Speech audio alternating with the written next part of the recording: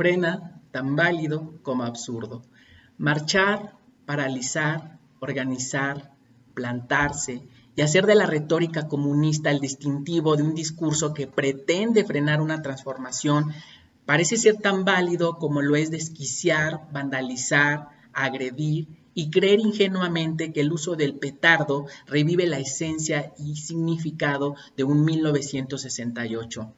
Sí, las calles y grandes avenidas de nuestra ciudad capital son el escenario por tradición y derecho constitucional para el desahogo social, que se intensifica frente a una crisis de representación partidista como consecuencia de oídos sordos para recoger y representar las demandas de un sector conservador, por no decir ultraconservador, que hoy cree que México se enfrenta a un enemigo que se pensaba ya superado desde 1989 con la caída del muro de Berlín, el comunismo.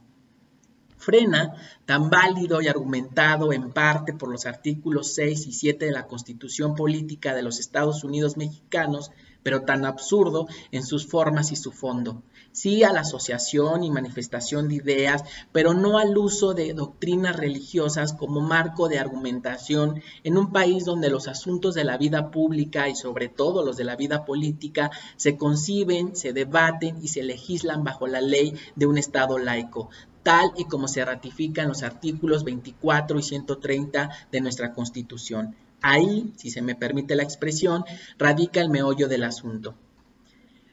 Pretender que al unísono del canto mariano y la apropiación simbólica que representa la imagen de la Virgen de Guadalupe, Frena logrará una base social bien cimentada, es como creer que el expresidente Felipe Calderón pueda parir un nuevo partido político, México Libre, cuando su legado fue un México herido, ensangrentado y poco libre.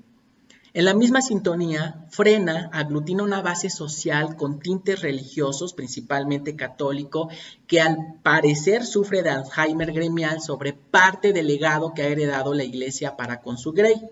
Una iglesia con un sistema donde la interacción cura-fiel alienta escenarios de confianza, que en el peor de los casos, el peor, se torna en una intimidad sexual. Una iglesia que sanciona a sus sacerdotes acusados de abuso sexual, en la mayoría de los casos, con una reubicación parroquial del profanador, lo que parece más un premio que un castigo, y en muy pocos casos excomulga al infractor como sinónimo de la máxima sanción que la iglesia puede efectuar. Una iglesia que protegió a pederastas que consumaban actos ilícitos en congregaciones clericales que parecían, con respeto a la sensibilidad de las víctimas, ser más un expendio para cubrir necesidades carnales que verdaderos semilleros de líderes espirituales.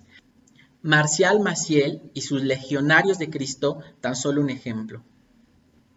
La evaluación del modelo y ortodoxia moral de la Iglesia que impera en México y de la que Frena ve con poca inteligencia parte de su repertorio de lucha es medianamente espiritual, poco moral y absolutamente nada justa, y por lo tanto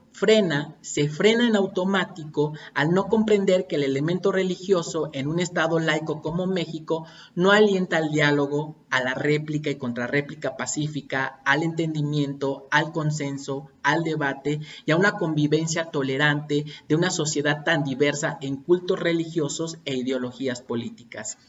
En conclusión, y bajo el cristal con que analizo los hechos, imparcialidad y objetividad, Frena tiene la posibilidad de convertirse en la posición política que carece y necesita el país, si y solo si alude al entendimiento que en el terreno de lo político el pensamiento religioso no tiene cabida para ingerir en las decisiones de un Estado laico. La sobrevivencia de Frena depende de varios factores, pero principalmente de comenzar con un proceso de secularización en su base social y su repertorio de lucha que le permita credibilidad y por ende legitimidad social y política, mas no religiosa.